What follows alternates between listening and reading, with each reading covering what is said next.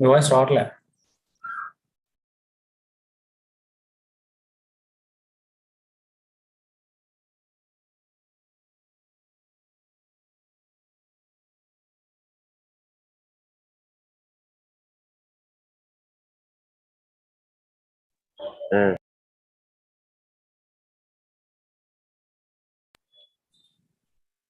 Sir మాట్లాడండి sir.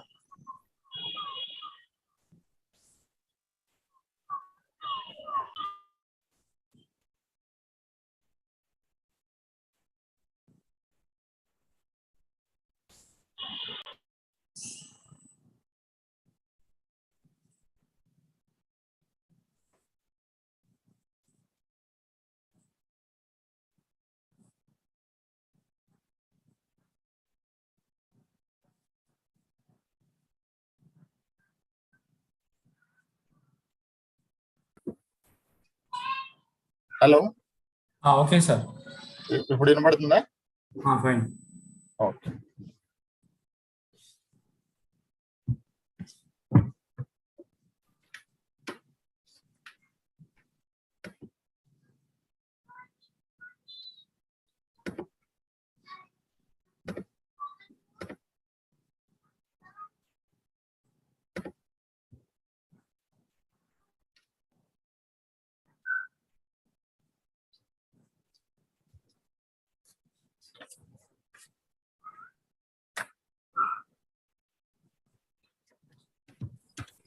Good evening sir. Good evening. Good evening Janardhan. Good evening Venkat. Good evening sir. Good evening Saritha madam. Good evening sir. Good evening.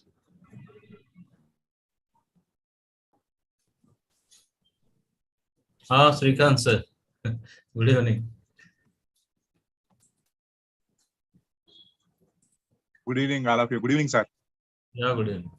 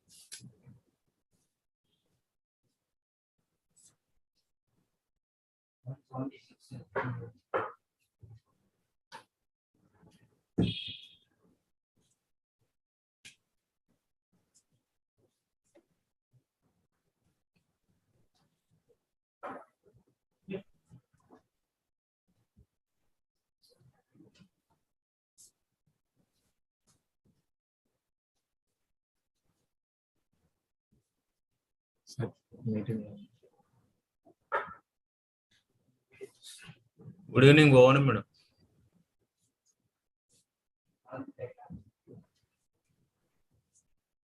Bhavani madam.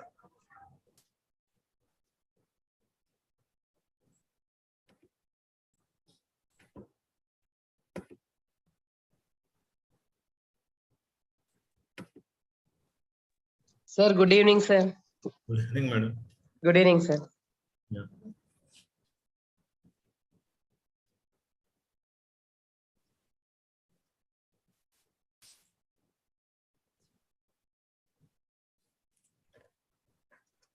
నువ్వు జనార్దన్ ఆఫీసులోనే ఉన్నావా?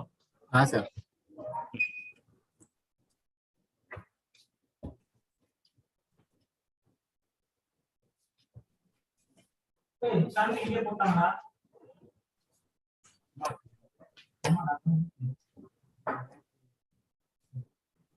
Sir time sir meeting లో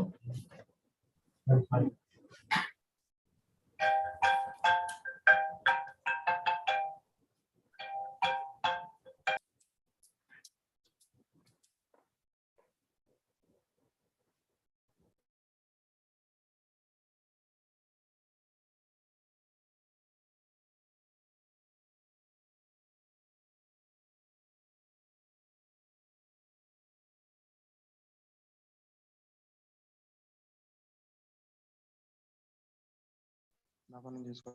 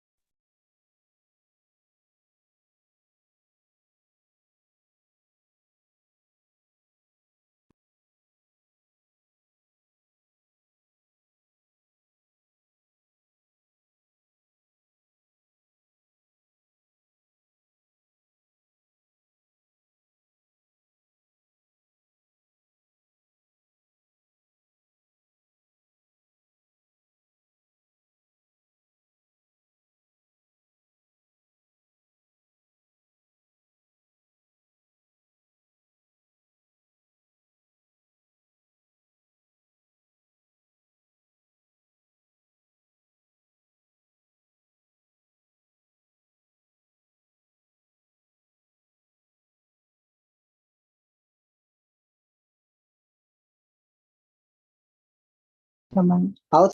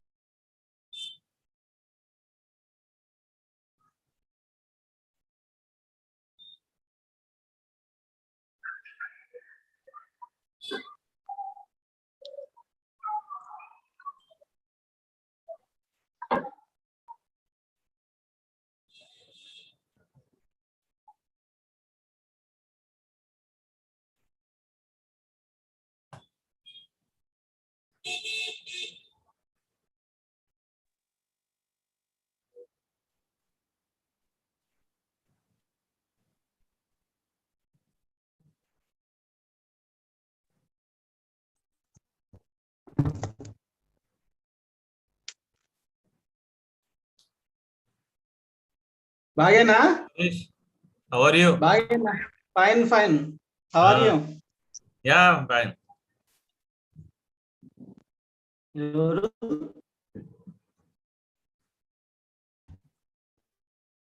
వెంకటేష్ అన్న నరసిండి sir. Sir, sir, Venkat. నమస్తే sir ఇప్పుడే వచ్చిన ఎండల సారీ సార్ చూడలే నేను వెంకటేష్ Okay. అనుకున్నా పర్లేదు. Sorry sir Right. ఆయన.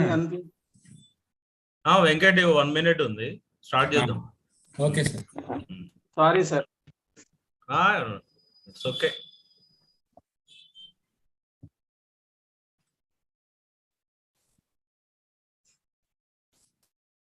ఏంది ఇది? కనిపించట్లే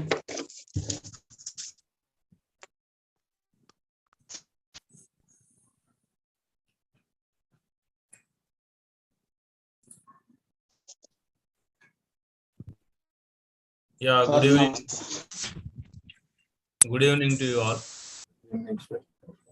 Yeah, this is the lecture series which the Department of Commerce, in association with the Indian Accounting Association, Hyderabad branch,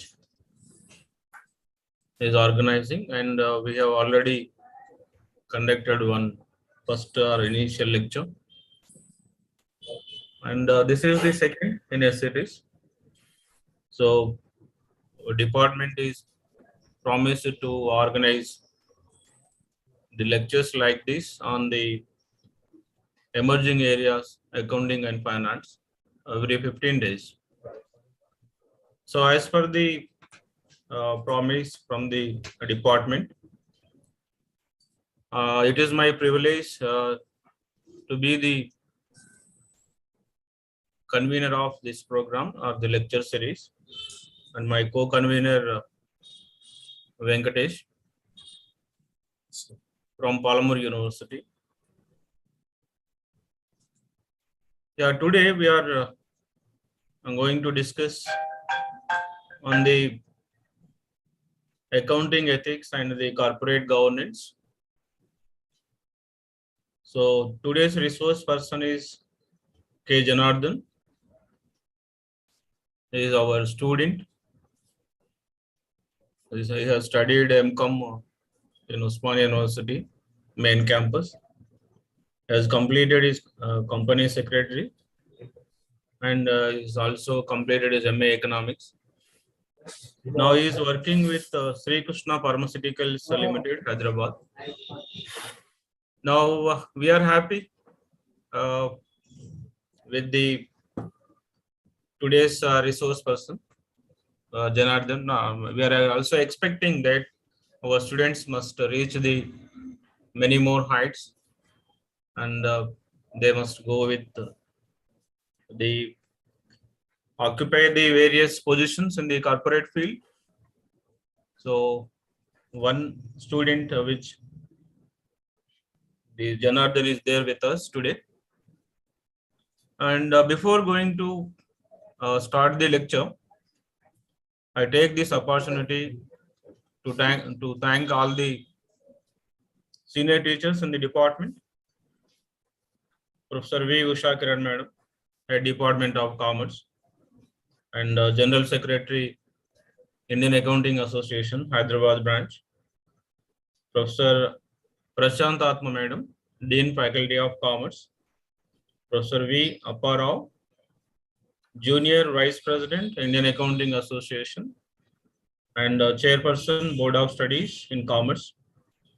Professor D. Channappa, Senior Professor in the department and former Principal, University College of Commerce and Business Management. Professor D. Obul Reddy Garu, President, Indian Accounting Association, Hyderabad branch, and retired professor from the Department of Commerce. So former head, dean, and chairperson, and other teachers in the department, and the members of Indian Accounting Association, Hyderabad branch, and all the participants. Now, I thank all the participants to taking part of this program, and I'm very much thankful to your time. So this lecture is a 1.5 hour lecture. So he will take some 1 hour 15 minutes, and 15 minutes we have to concentrate on the discussions and some of the questions that we want to raise, or maybe the doubts which we are going to clarify after the lecture. And come to the topic, why we have selected this particular topic, which is called accounting ethics and corporate governance. Now, when we are going to observe the industry, which it may be in India, it may be the outside the India, there are more a number of corporate governance failures which we are experiencing over a period of time. So like Enron, Satyam case, and various cases which are witnessed in the history.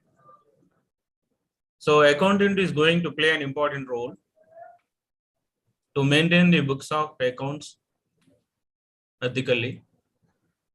So at this point of time, this is the high time to discuss, and even regulators are also framing various guidelines to protect the stakeholders, which are very much connected with the corporate world.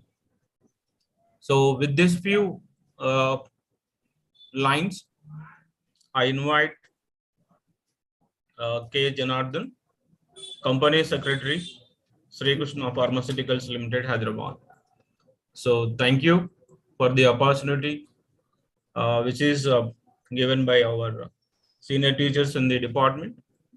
So one thing I want to share with you, actually they must be there here now, but today is the last day for the PhD submissions in Osmania University. That's why the functionaries are very much busy with this last day event. So anyhow, they will join in between.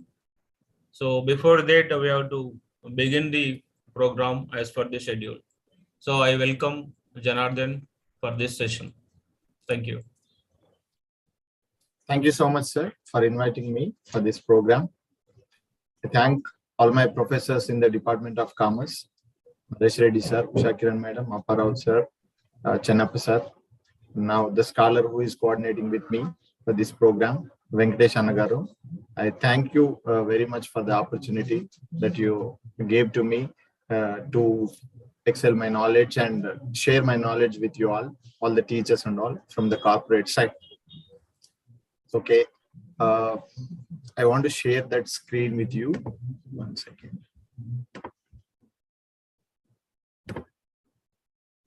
So, yes, sir. You all able to see the screen? Yes, Right now? yes. Yes, brother. Yes, right.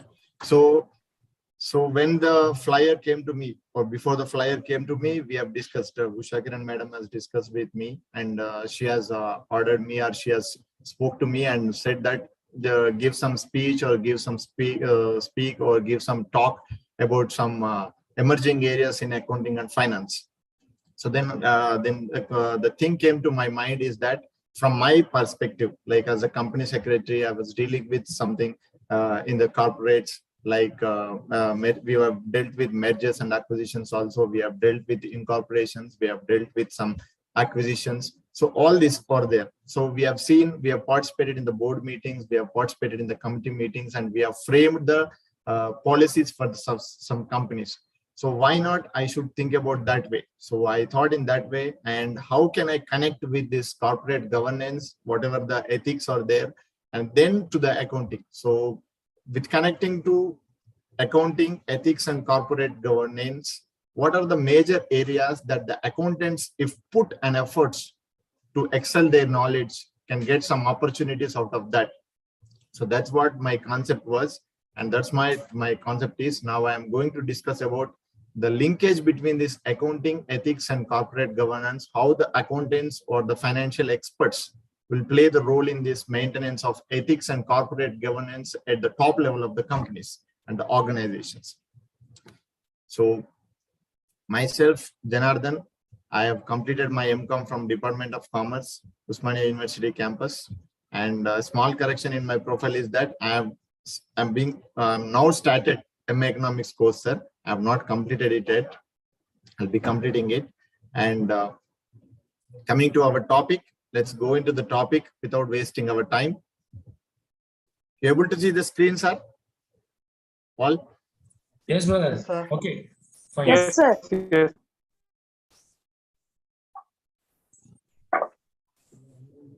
You can continue. Yes.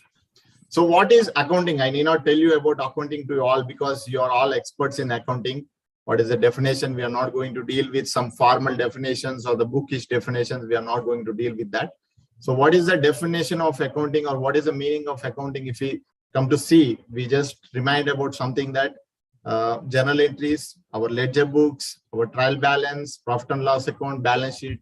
And if we go further, we will go into the cash flow statements, ratio analysis, and all these things. Some management accounting, cost accounting. There are mixed subjects are there in accounting, and it's a very broad thing.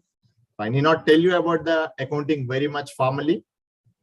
So how this accounting will play a role in the maintenance of ethics and the corporate governance at top levels of the organization, we are going to see. So what is more than this? If we talk about accounting, what is more than this? It's there in the accounting. Just let us talk about these journal entries, ledgers, trial balance, profit and loss account, financial statements. This is all about our accounting, whatever we have learned, and we are doing it for so many days. And when we look at all this, we have so many roles in many companies. We have so many roles in many MNCs. And now the corporate industry or the IT industry is booming in India. We are doing the accounts for some companies in South Africa, Nigeria, Estonia, some Europe countries, African countries. We are doing for everyone. Means the Indian, not only the accounting in India is required now, accounting knowledge across the world is required now for the accountants in India. Because the accounting concept in India is different from the accounting concepts maybe in other countries. Now this accounting, if we talk about this journal entries, ledgers, trial balance, P&L account, it's more than that is there. Out of this, we have to learn something about this accounting and what are the major procedures, practices that are there in the accounting in other countries also. If we could learn, then it will be very big opportunities for the Indian students or the commerce specialist or the financial specialist in India. So let's see. So what are the opportunities for these accountants when we study accounting and when we are occupied with, when we have got the degrees from commerce, MBAs, PhDs, something like that, then how can we go ahead to do the job? See, there are some MNCs, KPM, Big Four audit firms are there. Other than Big Four audit firms, there are some companies which are involved into the investment banking. There are companies involved into BPOs, KPOs. There are companies involved in reporting, disclosures, transparencies, so many other areas there which are very, very prominent areas for this accounting. And when we talk about the accounting or the accountant jobs, we normally see in our local areas, there are accounts managers are there, financial managers are there, CFO are there, CEO is there, is well occupied, well acquainted with this accounting. So beyond these roles, beyond these normal roles, beyond these accountant roles, what are there for us? What are there for accountants in India and across the world? What opportunities can we get that we are going to see by combining, by mixing with ethics and corporate governance? What could be the emerging areas for this accountants? We will see in the next slides. So let us talk about something about ethics. Yes. So what do you mean by ethics? What we know about ethics? Ethics is something that very neutral and it is accepted by everyone. It is agreed by everyone. That can be the ethic, right? So when we talk about ethics, and ethics is not a kind of science. Ethics is not fixed. Ethics is not absolute. Ethics is not fixed one that we cannot say that this is a very ethical way to do something and this is not ethical to do something. That will be different. That will be dependent on different situations, different things. So ethics formally refers about your character. That means your characteristics will define how ethical you are, and the principles, the ideal principles, beliefs, the standards that the community follows, For example, a community, if community is following some rule or some convention or some tradition, then it must be the ethical way to live in that society. And if he is some person from that community is going against that convention or tradition, then the people will say that this is not an ethical way and you cannot do it, right? So as given in the presentation, it's a well-founded standards of right and wrong. So you must be in a situation that where something is right for you, but something is wrong, that whatever you think right is maybe the wrong for other person. Then this kind of situations, you have to be if you want to be very ethical, you should know definitely what is right and what is wrong. And between that, you have to choose what is right. So when you do accounting, or when you are trying to manipulate the accounts, or when someone is trying to manipulate the accounts of the company, just like what happened in Satyam scandal. They have made the creative accounting, and they have changed the figures. They have everything they have done. What could be, they have played with the accounts because they are the experts in the accounts, right? But they forgot the very, very essence of the corporate governance, or very, very essence of the organization, that is ethics. Because they did not care about the ethics. They cared about the share zooming. They cared about something they wanted from their customers. They wanted some appreciation from others. They wanted some hikes in their share prices. They wanted some loans to be increased. They wanted some recoveries to be stopped. So that's why they made some creative accounting without taking into the consideration the ethics in the organization, and they have developed that creative accounting, and then that became the biggest computer scam in the India in the 2000s, right? So next, standards of conduct and moral judgments. Standard of conduct and moral judgments. Now what is happening is that Russia-Ukraine war is going on. Russia-Ukraine war is going on now, and now we can't decide that when if some humanitarian ground is there, and the Russian people are giving the food to the Ukraine people, or Ukraine people are giving food to the Russian people. So that will be that used to be the humanitarian grounds in the past. But now what is happening is there is a war between Russia and Ukraine. Now someone is giving food to the against person, then it is a national crime. Like the people are dealing with national crimes now. Someone is giving food from the Russia to Ukraine people, or Ukraine to Russian people, then it's a national crime for them.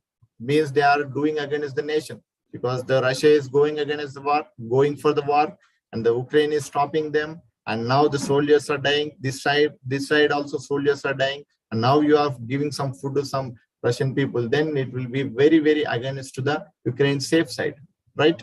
So earlier it was really ethical way, and it was very, very humanitarian grounds to give some food to some people who are in the need.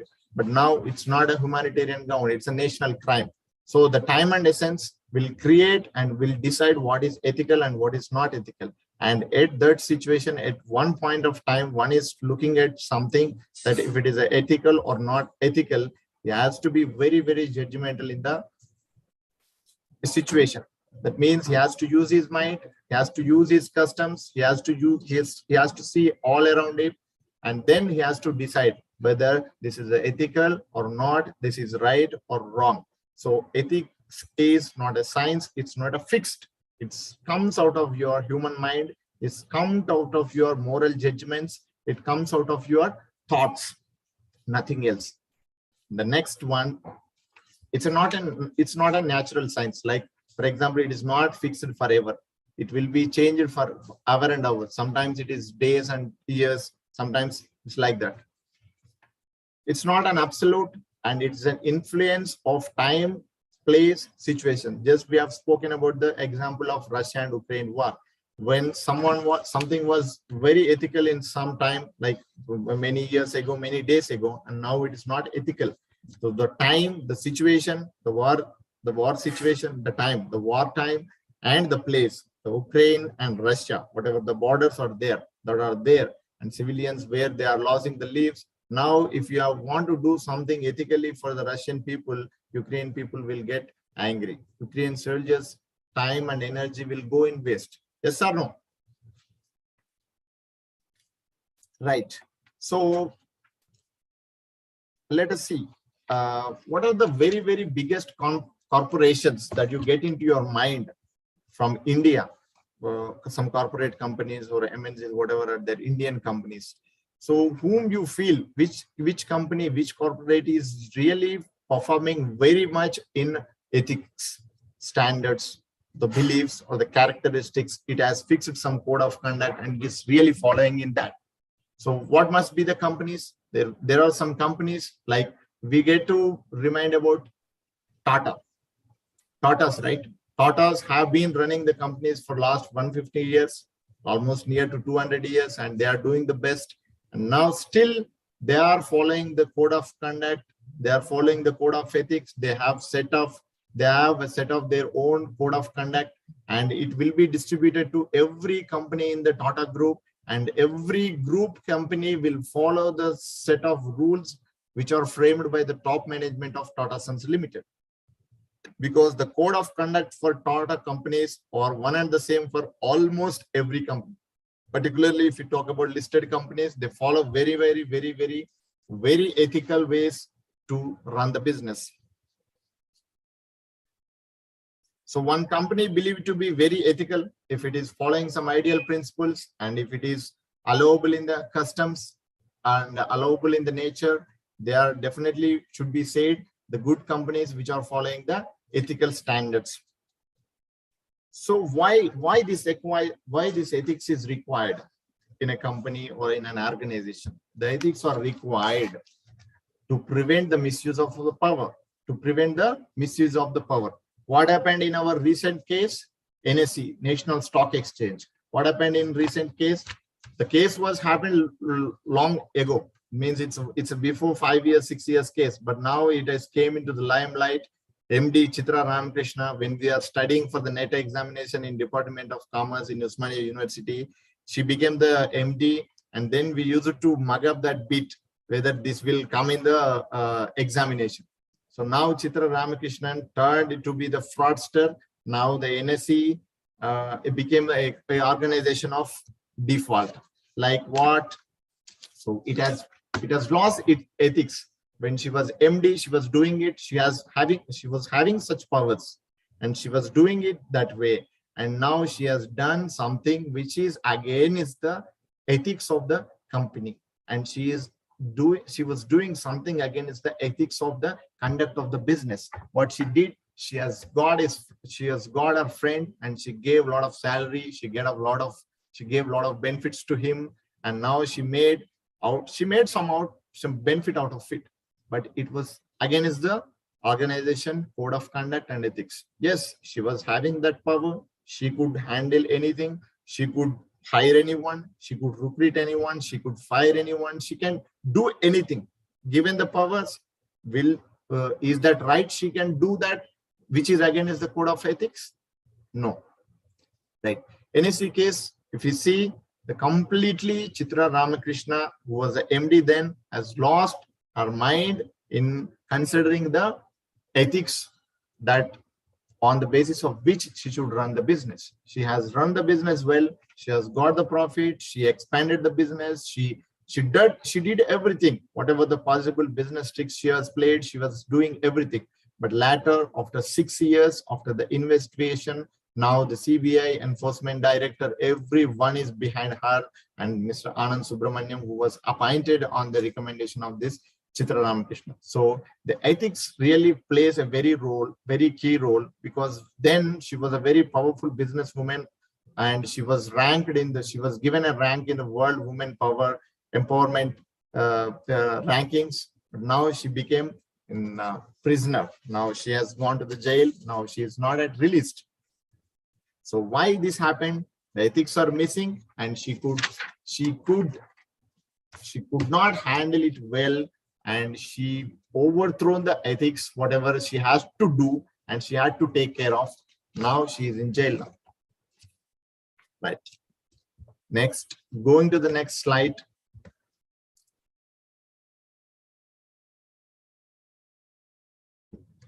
Right. This is one thing. So what normally happens in the boards? Normally a board consisting of directors, CFO, and company secretary. And there are some independent directors who come to the table and meet every quarter. And definitely there will be some independent directors in a very big company and listed companies. And he may ask you the question, whether your accounts are cooked up or really made. Now the answer should be what? It's not cooked up, it's really made. Whatever the actual happened, that only we have recorded and we have given to you, and it is for your submission. Like that, he has to say the answer. But he may find you something which is very improper in the accounts, that maybe sales have gone up very drastically, and sales have gone up very increasingly, and sales have come down. So there may be so many cooked up stories also in their accounting. So they definitely, the board will ask you if you miss the ethics in accounting, and if you miss the proper instructions of the government in the proper instructions of the top governance body in the accounting, and if you manipulate anything, definitely you will be questioned. And this is a very important for the accountants to keep in mind, that your account should not be cooked anywhere, any place, any situation. Your account should be made up actually.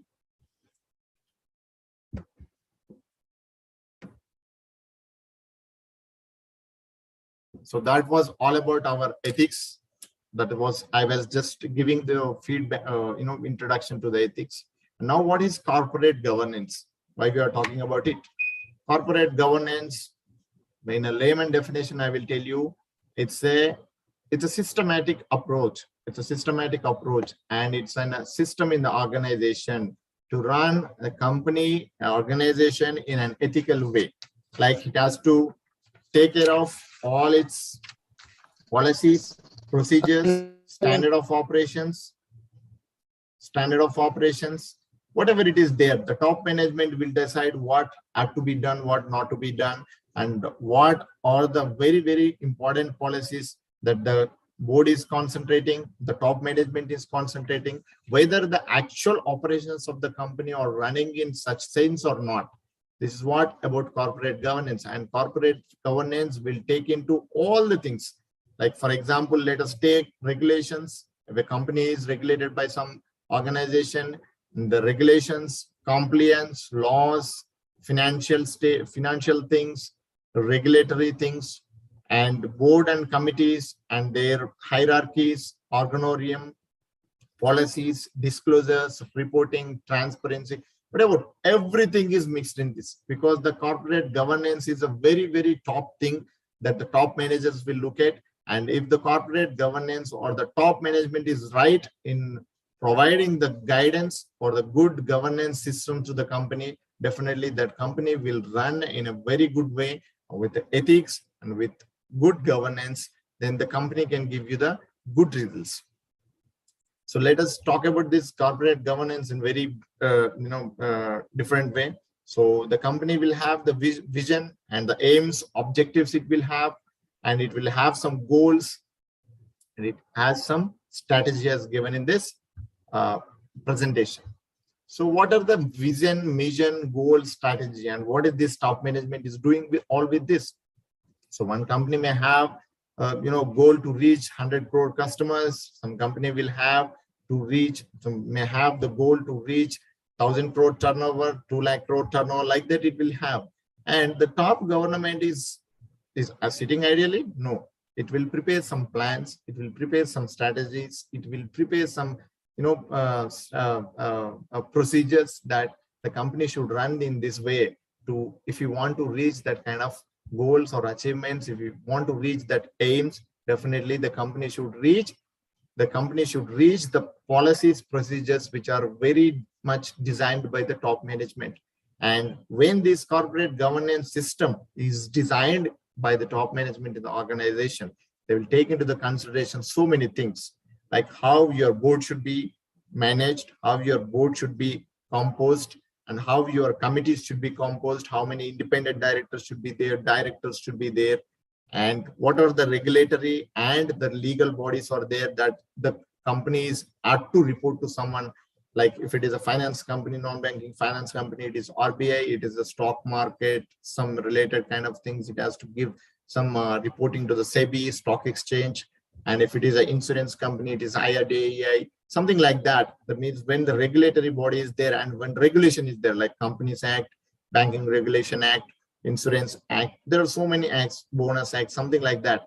So if something is there, which is applicable to your company, which is applicable to your systems, which is applicable in your company, you have to take the consideration of that acts or regulations or regulator bodies into the consideration, and then you have to prepare your corporate governance system. The governance system is a complete system that runs your company in an ethical way.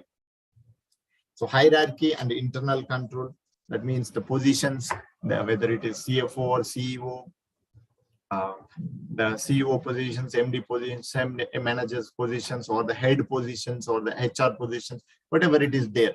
And you have to very much care about this HR roles and positions in the company.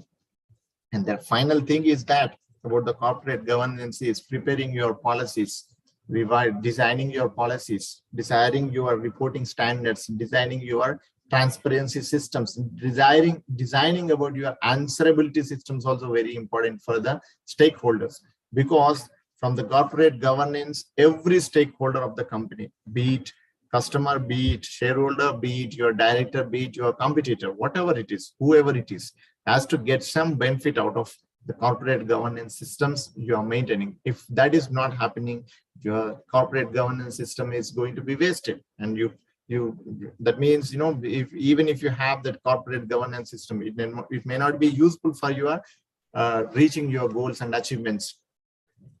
So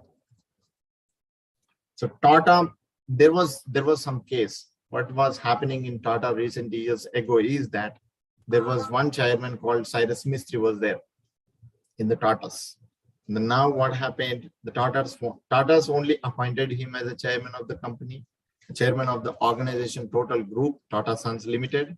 Now what happened? Because of his aggressive business, or because of his aggressive attitude, or maybe they may be having some internal rules, internal conduct, internal problems, internal issues with that Cyrus Mistry maybe.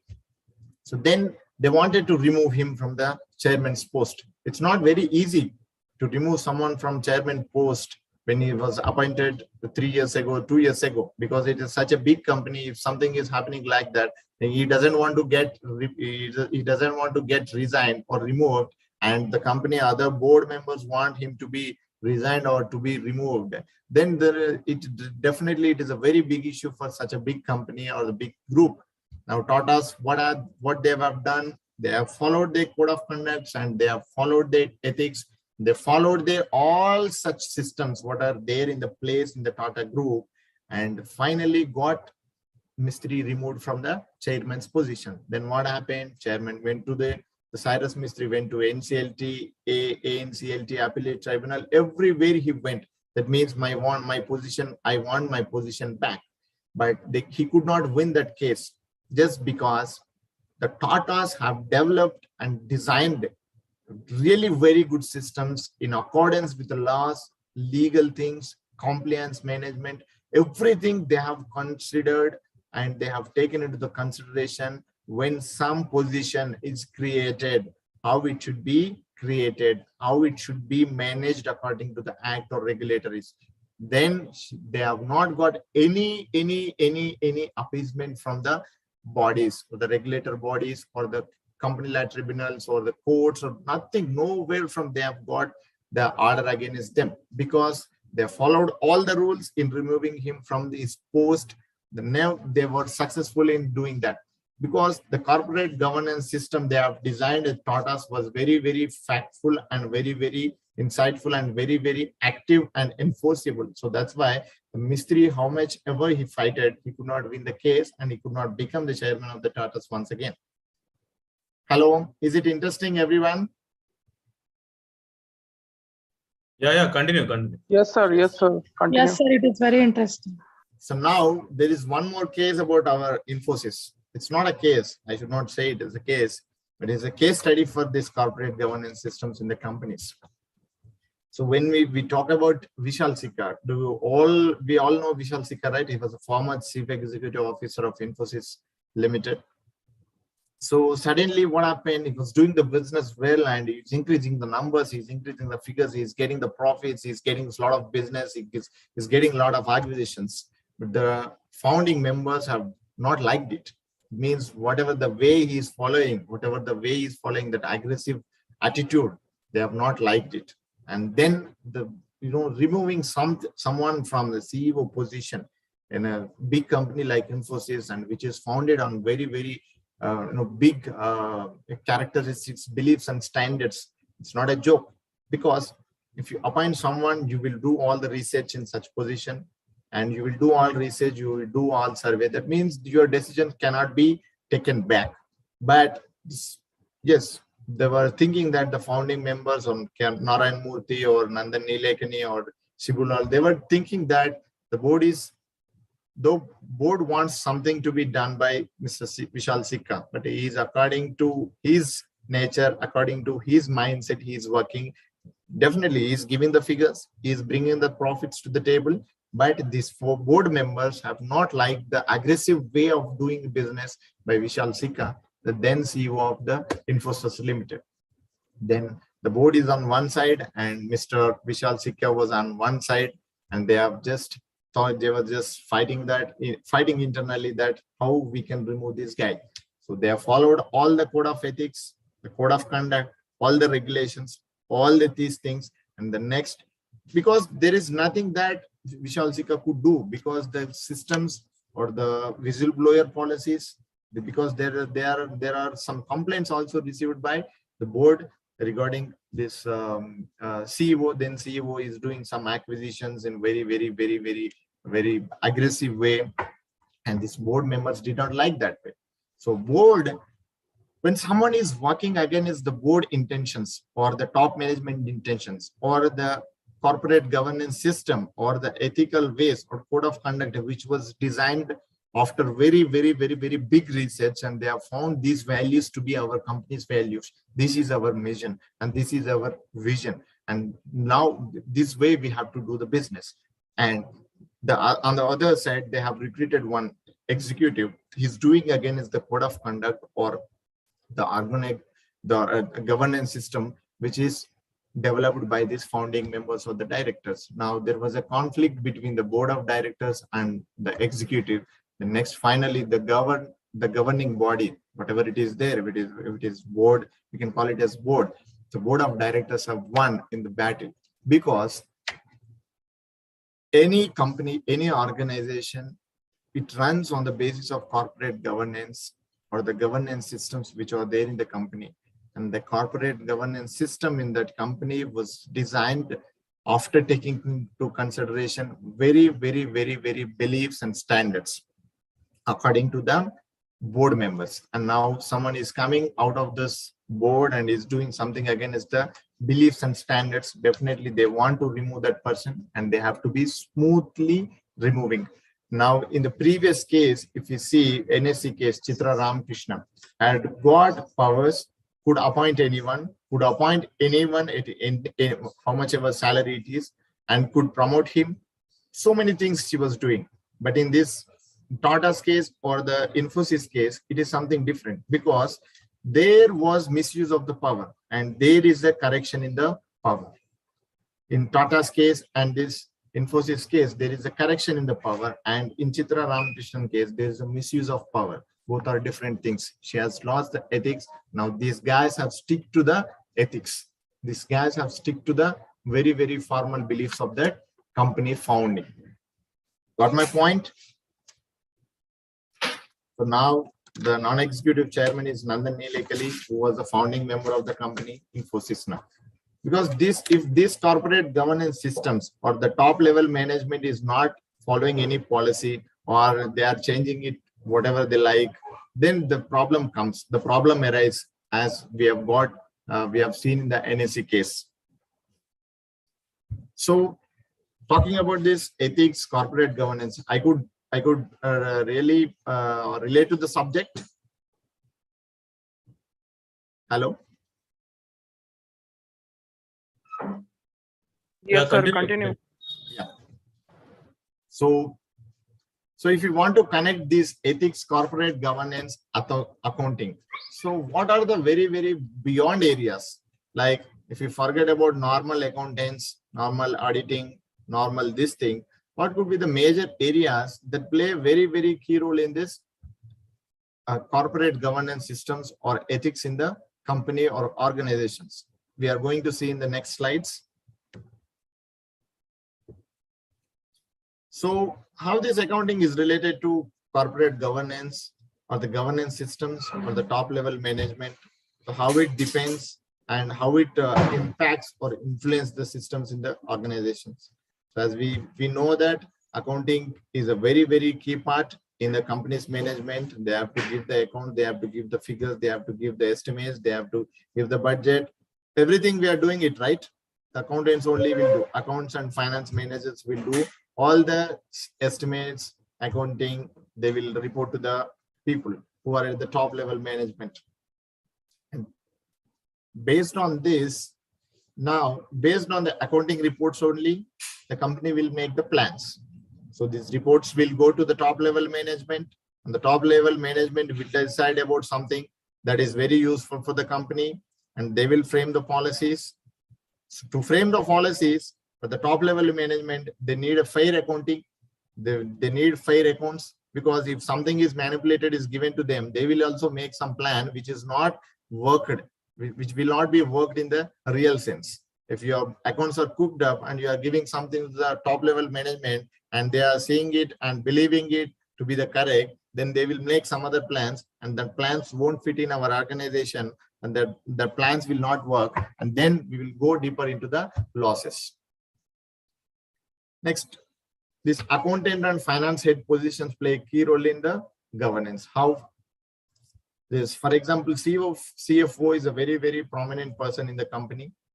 He is from accounting and finance, and he will play the key role, because he will give the budget, he will give the strategies, he will give the policies for the top level management and the chairmen, MDs, whoever it is there. He has to give us some estimations, he has to talk about the return of investment, he has to talk about the returns which we are going into the future years.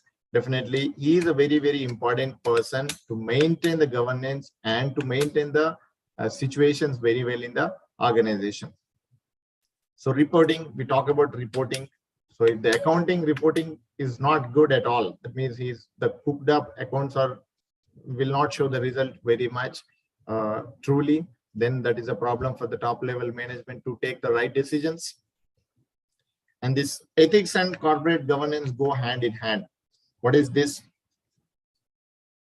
So let us see. Recently there was one case. Recently we have heard about one case in Hyderabad. That is a case about Karvy Stockbroking Limited. The case again is the Karvy Stockbroking Limited promoters, MD, CS, CFO, everyone is included in that case. What happened? They have completely, they made up their mind that they have to procure some funds and they have to siphon their funds to some other group company. So what they have done is that, so they just did not care about the code of conduct. They did not care about the regulations which are implied by the SEBI, and they did not care about the stock market regulations. They did not care about anything. They misused their power. They misused the power of attorneys given by the clients. Then what they have done is they have pledged the securities, means they have transferred the securities of the clients to some other demat account which is controlled by the stockbroking company, some other company. Then they have pledged these shares to some bank, and they have got the funds from the bank to fund some real estate company. So very, very big issue, very, very big lapse in ethics governance, because they did not care about this governance systems, because they have designed the corporate governance system here in this Karvy. And Mr. MD, Mr. Pathasarathi, the CFO and the company secretary, other board members are still in jail. They could not come back because the ED is behind them, CBI is behind them, everyone is behind them, SEBI is behind them, because they did not follow the ethics, they did not follow the governance system, they did not follow the regulations, they did not follow the orders, they did not care about the customers and the clients also. They have taken all of the funds and they put it in the Carvey Realty and they have siphoned the funds. Now they are in the jail. Because if the ethics and the governance means if ethics, governance mixed with good accounting, if it is not there, the top position people, the top people or the company people, the company will get collapsed, and then you will find some other way to go out of it, but you cannot go because you have to do mistakes a lot. So this is one case where this ethics and corporate governance systems have not followed, and because they have not followed the regulations or the compliance part, now they are in the jail and they are not doing well. The company is transferred to the Computer Share Limited is transferred to some company, KFin Limited.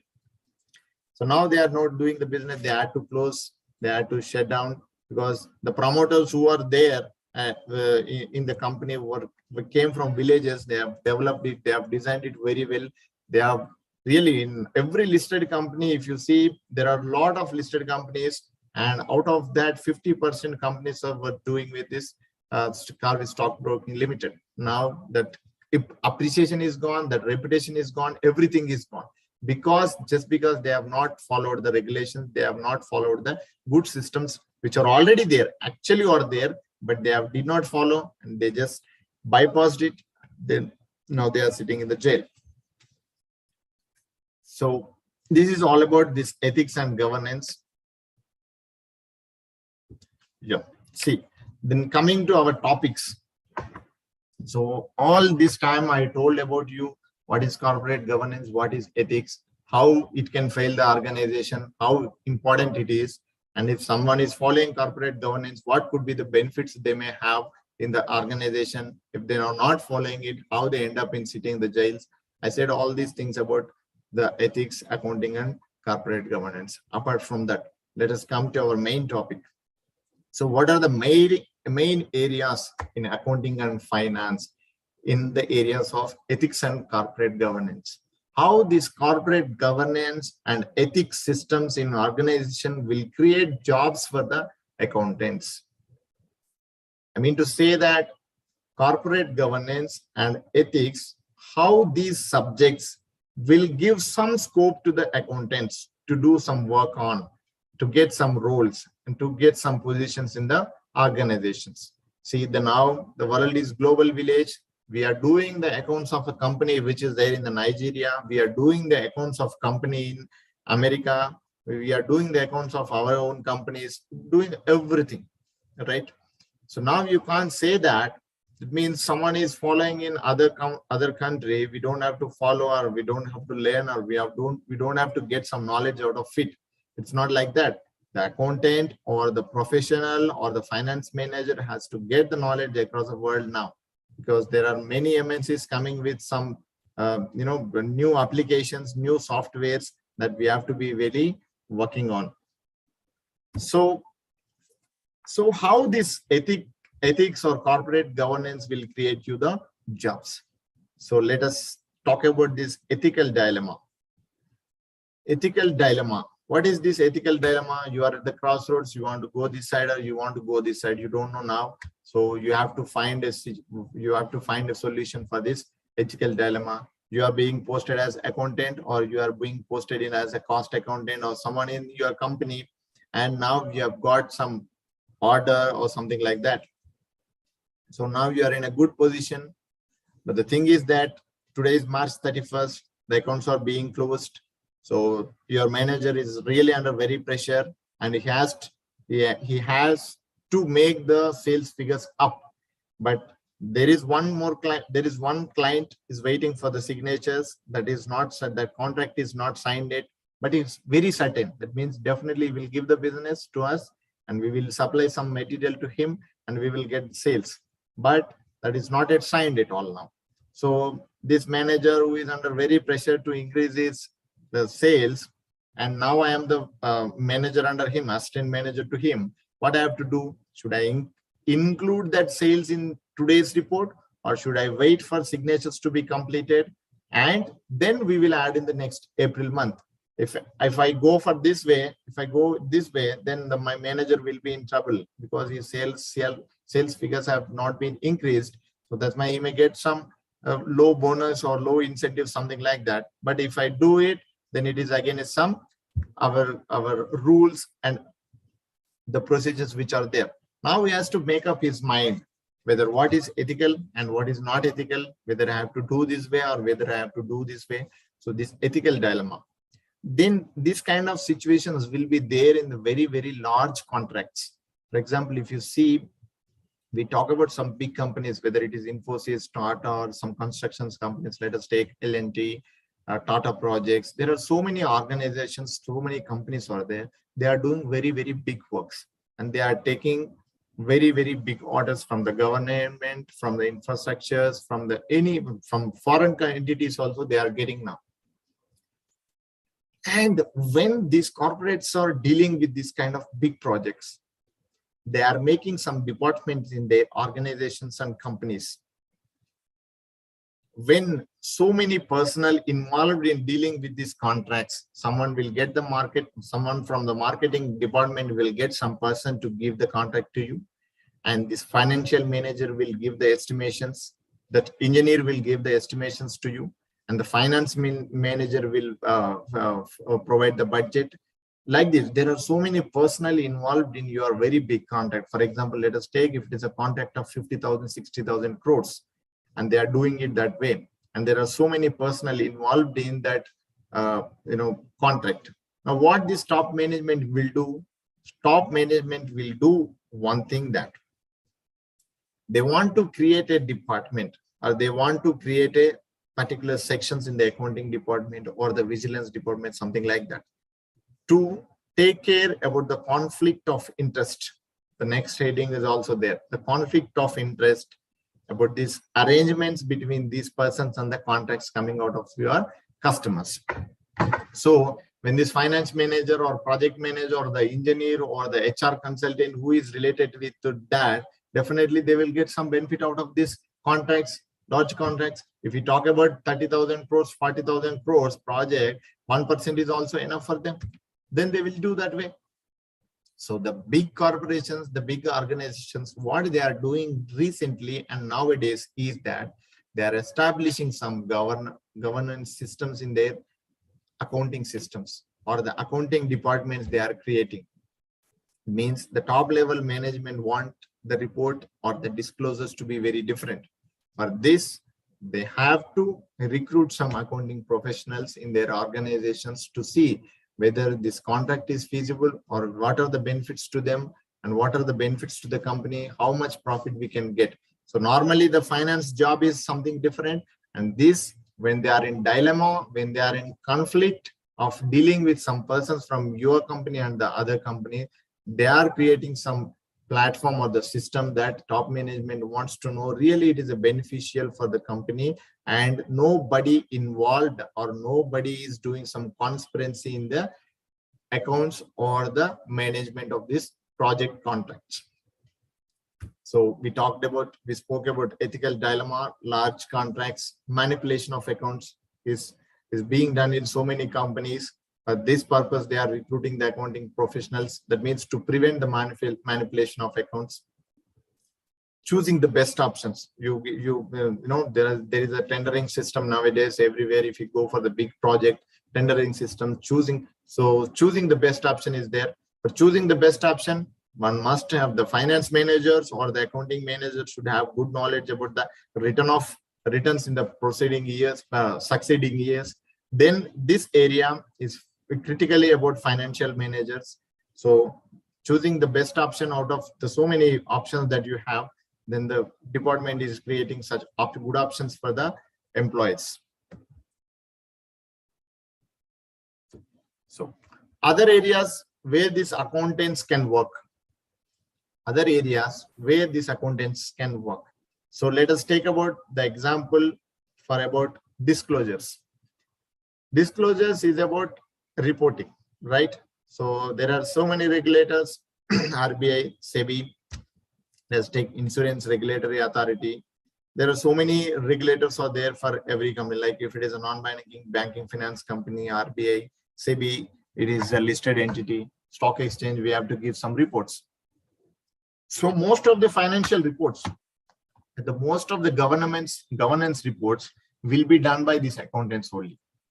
Be it something which is not related with accounts also. That means which is related with some payrolls, accounts, some salaries increment also. Now these accountants are doing it, and the accountants could disclose well. So that's why the opportunity is really coming up for the accountants and the finance managers and the professionals in the corporate governance, the disclosure part. So transparency, it means there is a good transparency system should be there in the company. But maintaining the transparency systems, there should be someone who is talking to the customers, talking to the shareholders. Let us talk about the stakeholders relationship. If you talk about the stakeholder relationship also, if you want to maintain some relation with your shareholders, your promoters, there should be some systems insisted in your company, and there should be some persons. Most of these persons will be the accounting persons only, because they can have the knowledge about the financial figures. They will have the knowledge about the running performance of the business. So they will have some good knowledge about the regulations compliance. Then because of this knowledge and all, accountants only will be positioned in that positions, because they can give some good information or the true information to the stakeholders who are coming to your company for the information. So financial reporting, we know all, it's all financial statements, cash flow statements. So management reporting is. So what are the other opportunities that accountants will have or the finance managers will have? So there are so many accounting softwares that are there in our India and across the world. There are so many, even some applications also coming now. There's some in your mobile also, you can do the account. If you give the entry, it will give the trial balance, balance sheet, profit and loss account, your ratio analysis also it will give. So, but software engineer will know all these things. The software engineer, when he is preparing or when he is developing some website, so he is developing some application or he is developing some accounting software, does he know what is credit and what is debit? Does he know the trial balance system? Does he know matching concept? Does he know the period concept? Does he know any errors? If anything is come, what answer should give to the stakeholder? That means the person who is working, the resource person who is working on the accounts. No, right?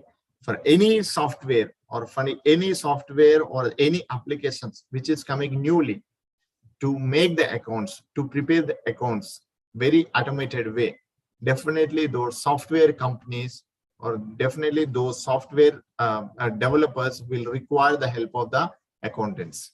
They require the help of the accountants. So beyond this, our regular accounting, beyond this, our regular auditing, beyond this, our regular accounting finance works.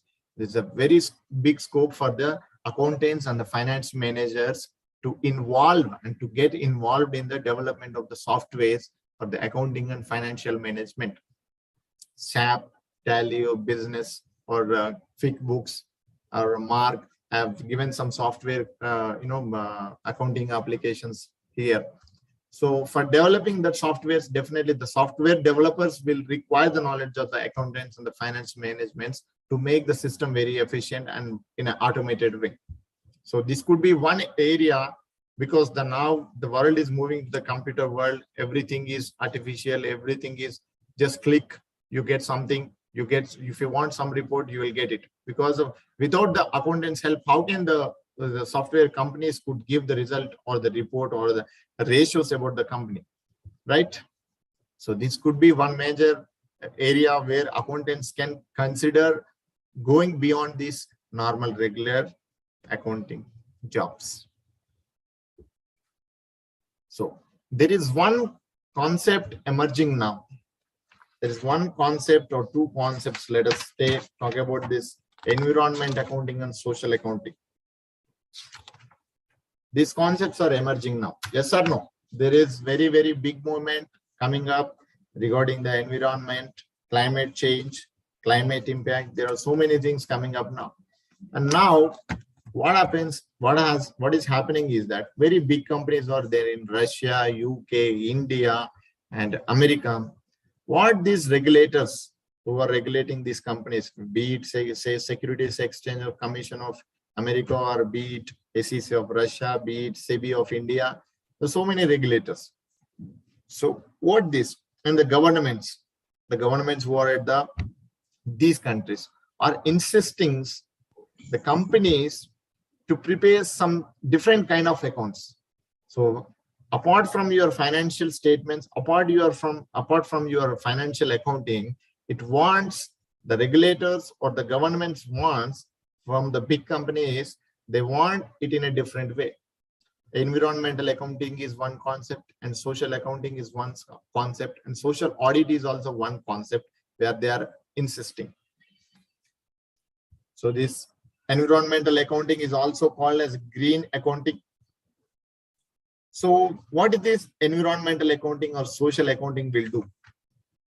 This environmental accounting or the social account will definitely implement it to measure the performances or to measure the objectives, to measure the aims of your company. Again, is the cost of the environment or social impacts.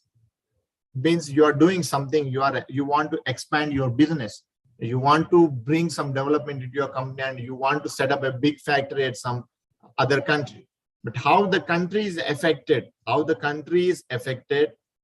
lives of the people around that factory is going to be set up or affected, that you have to find it now, and you have to take care about all the environment things, what are happening, means whether it is pollution, whether it is climate change, whether it is the impact on the lives of the people, whether it is a risk or whatever it is there.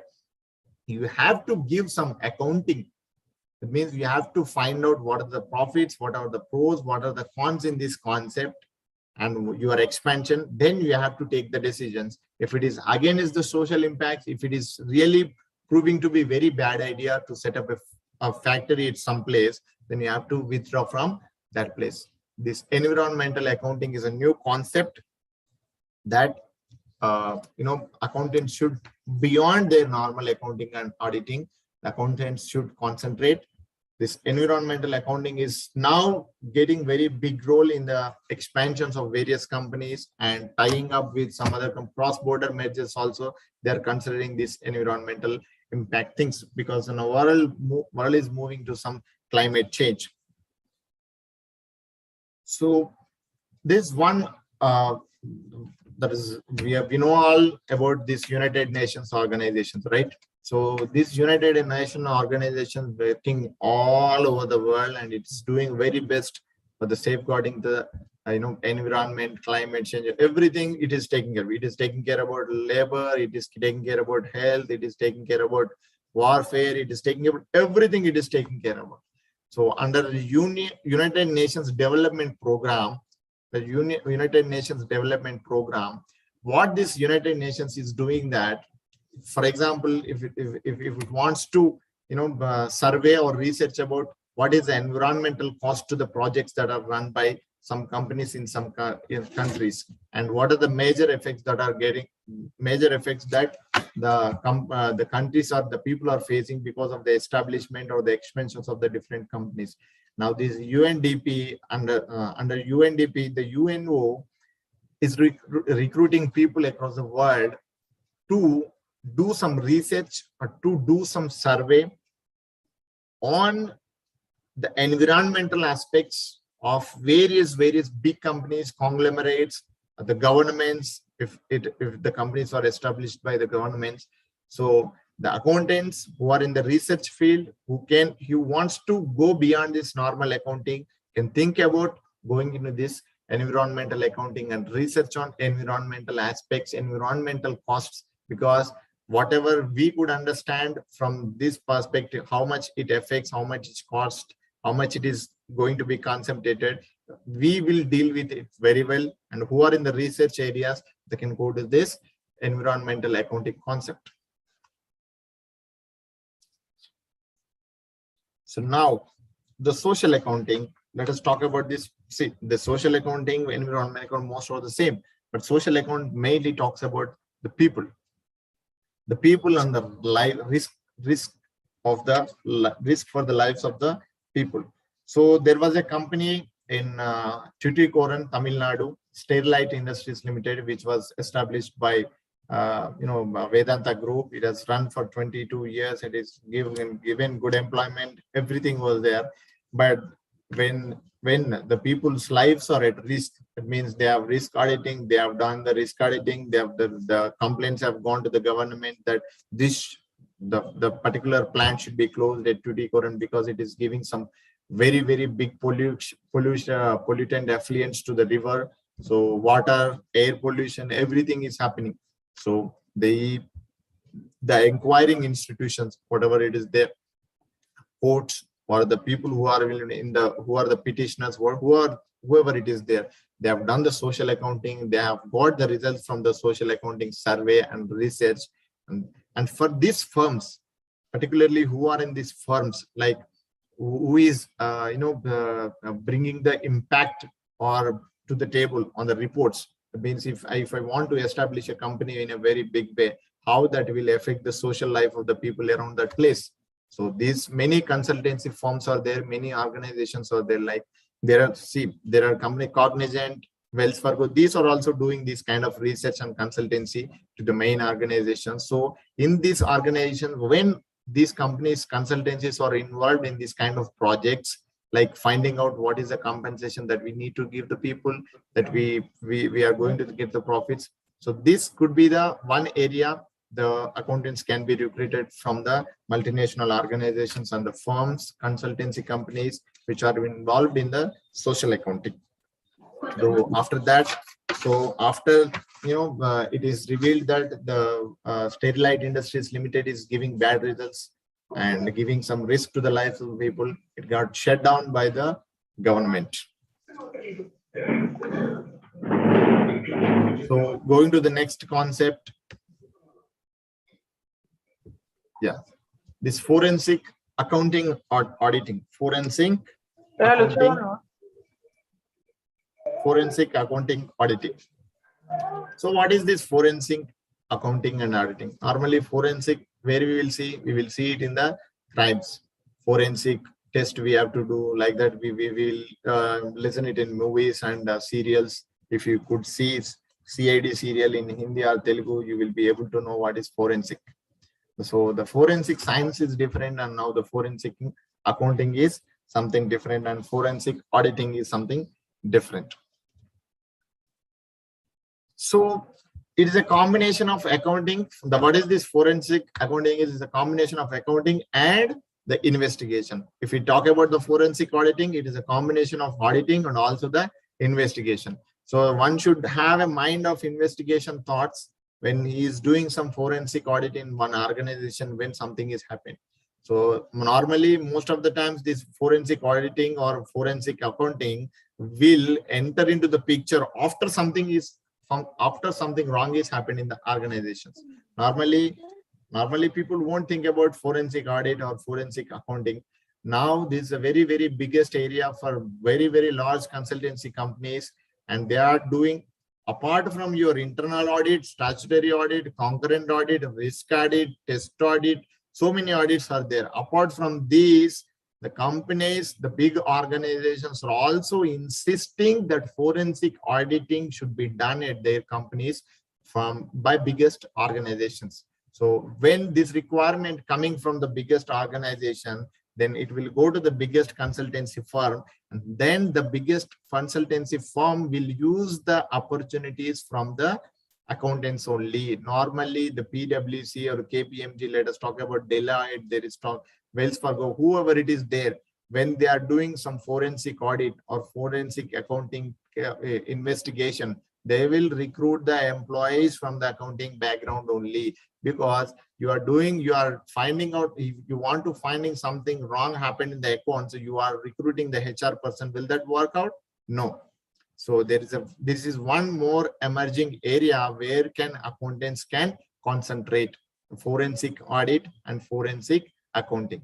Because the accounting, if it is manipulation of accounting is mixed with some criminal thoughts, the criminal mindset, then it will lead to implementation of the forensic audit in your company, and then they will find out who is wrong, who is right, who has done the mistake, how it has happened. Like that they will do.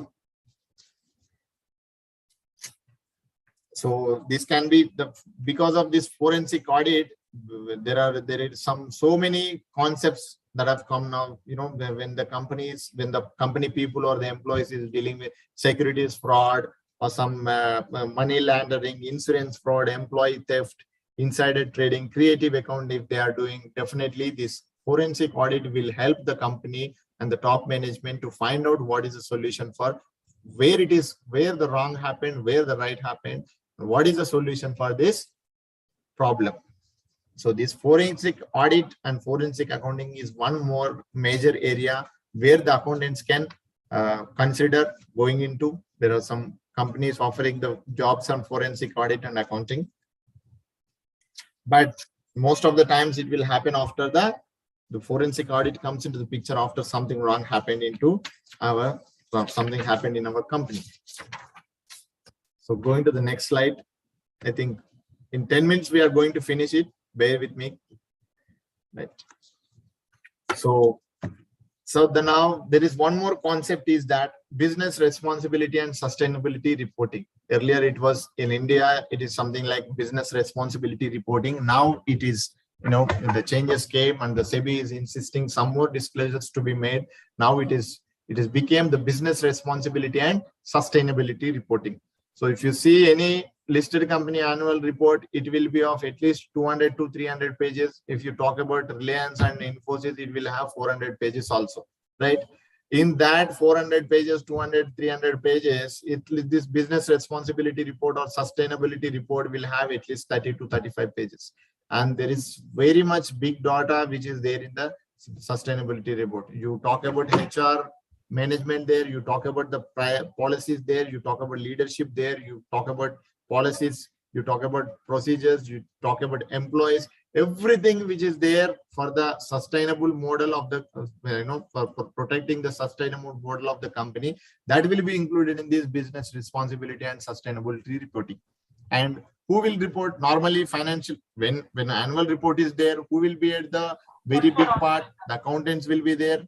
Mainly the company secretary will be there. So for accountants, this will be the major big area now, who are very, very expert in this business responsibility and sustainability reporting. That means who knows the disclosures well, who knows where we have to give such information. Then it is a very, very emerging area for this business responsibility accountants. So I think we have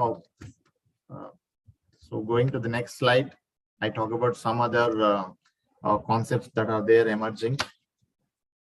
There are some courses. Let us talk about, as of now, we have spoken about some opportunities for the accountants and financial managers. Now, if you see, there are some courses, it means who wants to do some courses in emerging areas of this finance and account.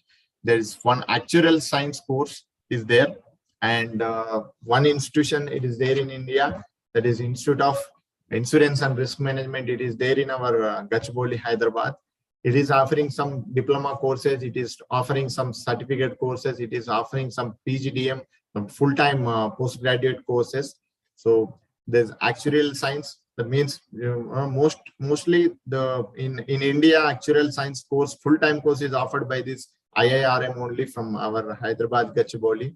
So if any, this is a very, very emerging area now, because there are very, very less people out there who are the actuarial scientists.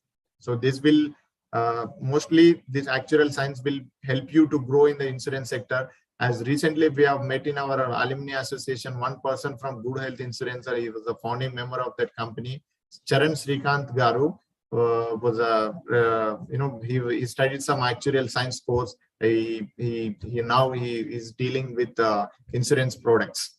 Now he has owned his company, Srikant Charan from Good Health. He's from our Department of Commerce only. Next thing is that risk analyst. There's one, there are in Institute of Risk Management, in insurance and risk management only, there are some other course which are based on the risk management analysis. And the people who are trying to go into this field, risk analysis on all these things, can go studying about that course. The next, there are some courses on social accounting and audit. It's called mini MBA. It's from London School of Social Entities and Sustainable Economics. Online course it is there. Short-term mini MBA it is called.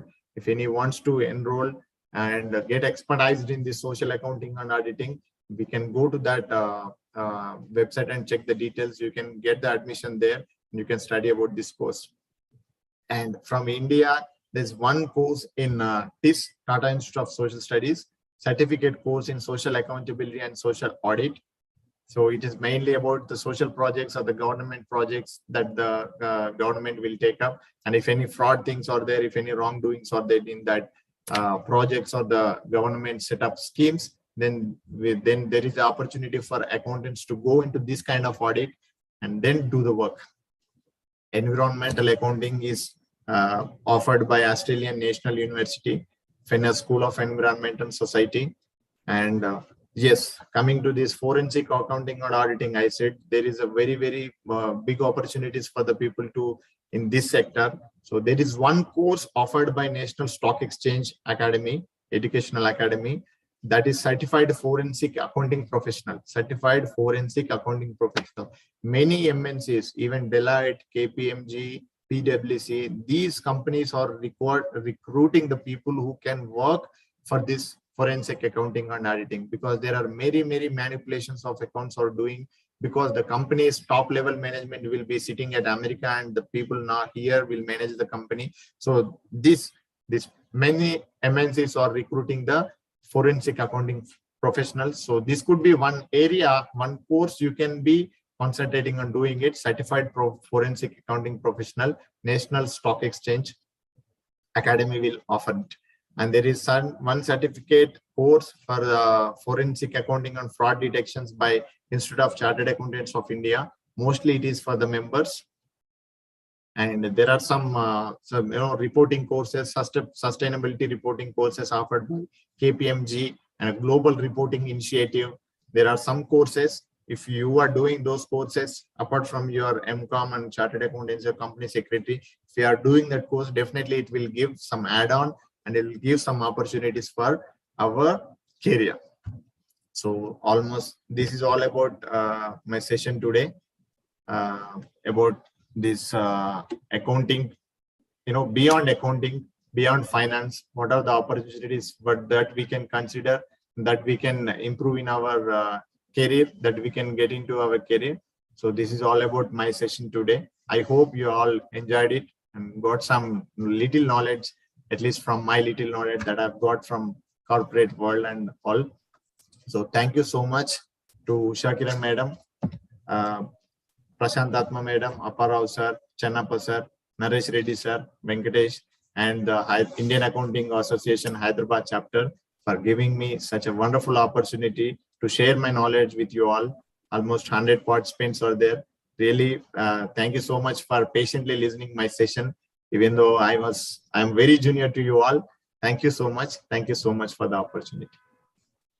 Yeah, thank you, Janardhan, for your elaborate presentation and quoting the live examples, which we know very well. And thank you on behalf of all the participants and on behalf of the Department of Commerce and Indian Accounting Association Hyderabad branch. Yeah, I request audience, if you want to share something or you want to raise some questions, you can raise, and another 10 to 15 minutes are there. We will close at 7:30. Ravi Kumar sir, unmute yourself, sir.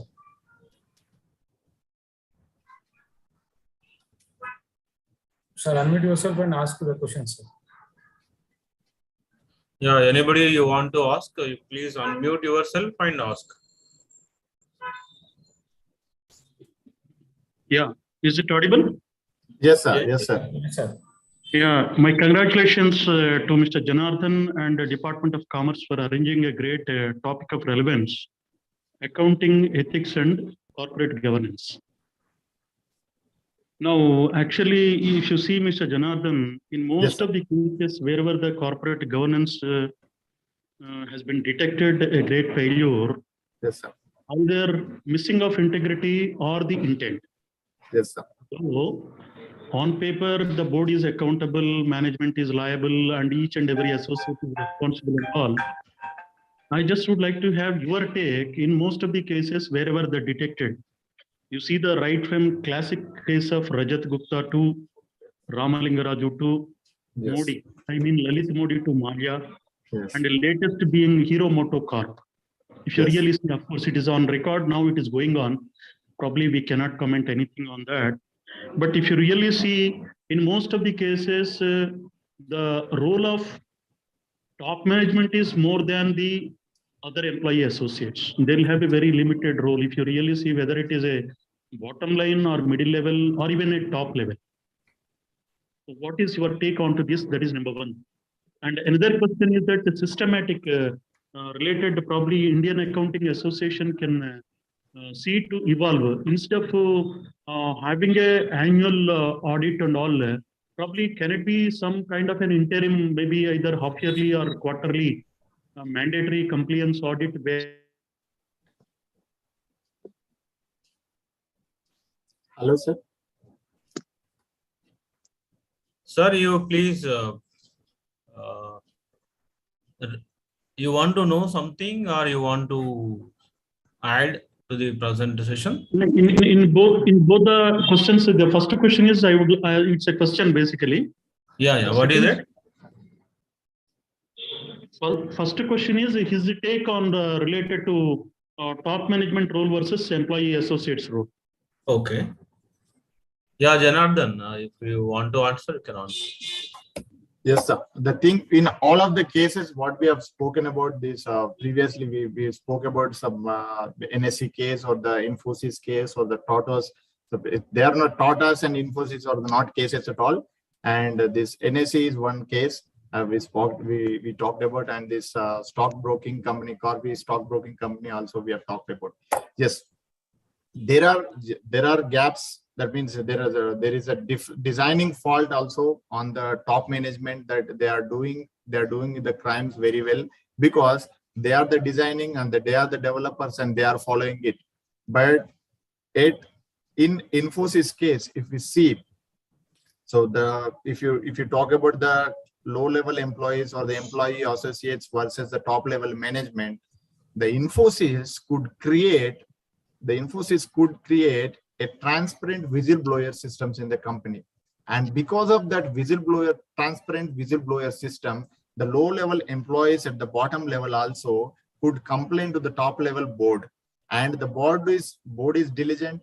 Apart from, some of the executives, the other board members are very diligent and very, very particular about the complaints they are receiving from the low level employees or the employee associates. So there is a very, very, very beautiful design between this. That means whenever the employee or the low-level employee wants to give some complaint, they have designed and developed one good system that is called whistleblower system.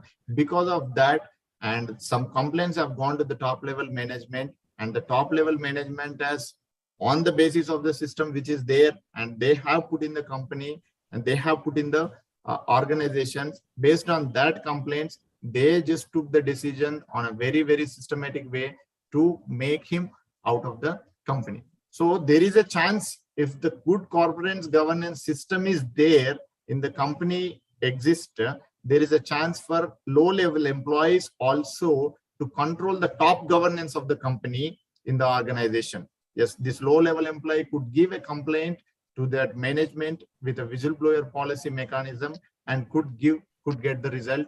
That means to make him out of the company. Did I answer your question, sir? Hello? Yeah, anybody you want to raise something? Or you want to add? Naresh sir, if I can add one thing, I'm Patrick here. Yeah. Please. Now, I liked what he had in his last slide where he said about all that certificate courses and other things there. A word of caution. I mean, I'm not here to Yeah. say somebody shouldn't take up that courses, but actual sciences, you require a kind of passion for maths, economics, Statistics. and accounting.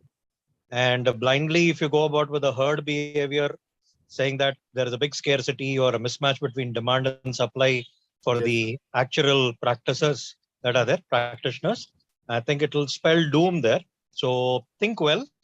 I mean, there are a lot of courses that are there. And apart from it, I think a lot of these IIMs and even the best of universities that are there in the country are offering a lot of MOOC courses that are there with regard to corporate governance and other things that are there. Yes. And, it always is there that on paper, when you look at it, probably it sounds like a paper tiger, but there are gaps when it comes to implementation and other things there, where things go haywire. That's the only thing that I had to submit. Congratulations. Nice to see this boy mature as the company secretary and trying to Thank you. share issues related with ethics and other things. Thank you. Thank you so Thank you. much. Thank you. Yeah, anybody? Thank you, sir.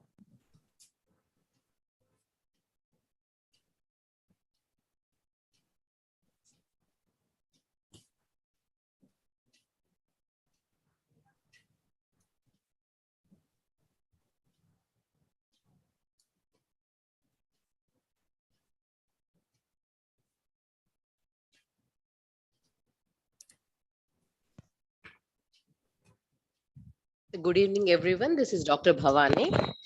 Thanks a lot, Naresh sir, for taking this initiative. I think the session has been very insightful for the students because Janardhan sir has thrown a lot of a light on the various avenues open for the interested students, how they can go forward from now onwards.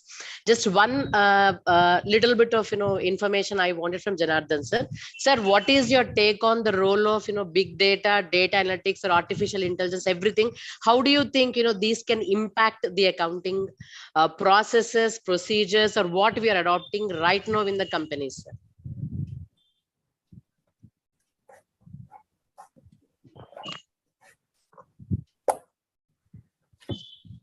Yeah.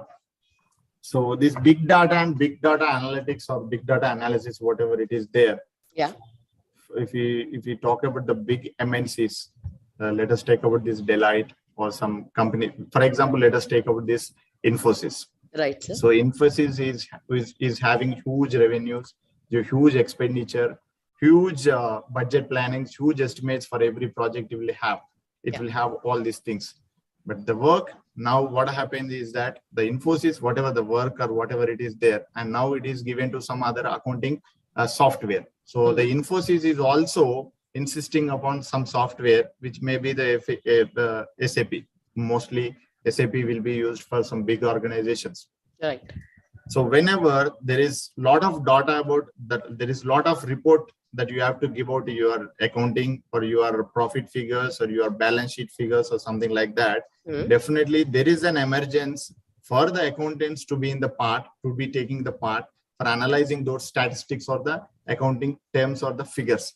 Right. So whenever these very big firms, audit firms or the accounting firms are involved, and the companies who are involved in this analysis of this data and very big accounts of very big companies, they are recruiting the people from our accounting background, our accounting sense people. There they are doing the job. So this could be the relevance for the accounting professionals who are working in the consultancy firms. Okay. So sir, I think there is a lot of scope, for, these, the students with this kind of a background. Yes. I think that is at the departmental level or the universities level, they have to think about incorporating, the recent trends also into the curriculum so that would be helping the students. Yeah. Thank you, Janardhan sir. Thank you. Yeah, thank you, madam. Thank you, sir. Thank you.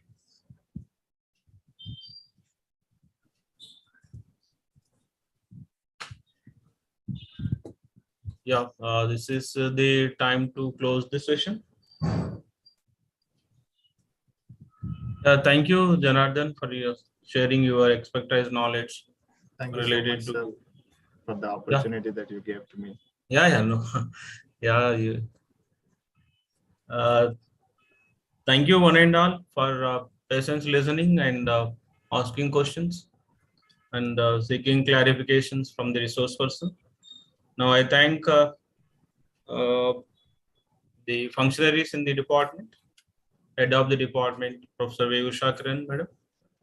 Now Dean Faculty of Commerce, Professor Prashant Atma, Professor V. Apparao, Chairperson, Board of Studies in Commerce, Professor D. Channappa, former principal, Dr. A. Patrick, Dr. I. Shekhar, Dr. Sandhya Rani, Dr. Ravi Kumar, and other colleagues in the department, in the constituent colleges. And I thank all the members from the Indian Accounting Association, Hyderabad branch. And I thank all the participants. 100 participants are joined in Zoom meeting, and 200 participants are there in the YouTube. So I am very much happy. This is materialized and utilized by all the participants. With this, I want to conclude and thank you one and all. Thank you. Thank you once again, Janardhan, for Thank your you so much, sir. presence. Thank you all the participants for who patiently listening, and I hope that I'll get the feedback from you, frankly. Yeah, thank you, Venkat, Sir, for thank you, sir. creating this platform and for your technical support. And also with the help of Thank you this one and all. platform, I met my junior, Janardhan. Yeah, thank you, Harish, for your participation. Thank you. Sir, Bhavani sorry, madam. sir, I'm extremely sorry. Okay, so we will meet in the next session after 15 days with our third talk on the emerging areas in accounting and finance with other resource person. Thank you one and all. Thank you. Thank you, sir. Janardhan, close your Thank you, sir. screen sharing. Thank you. Screen sharing. Stop your screen share. Venkat, the feedback with now. Pednan, sir. Right. To all the respondents and delegates, please complete the feedback form. Yeah, please complete the feedback form. After completing the feedback form, you will receive the certificate. E-certificate. Yeah, e-certificate you will receive. Thank you. Thank you. Yeah, thank you, sir. Thank you. Patrick, sir, thank you, sir.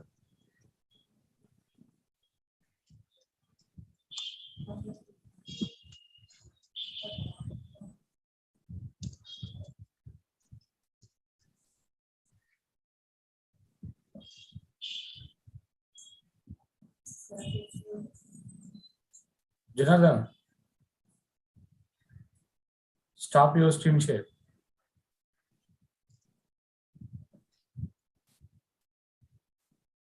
Yeah, okay.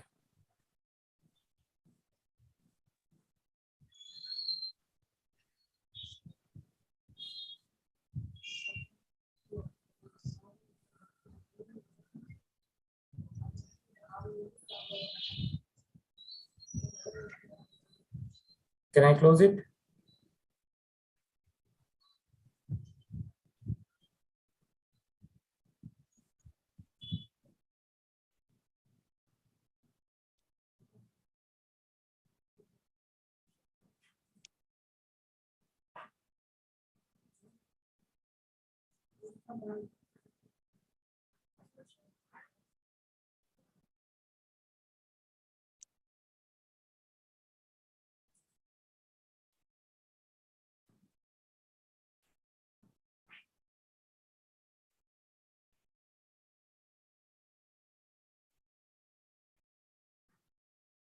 Okay. Please complete the feedback form as early as possible. In YouTube is also.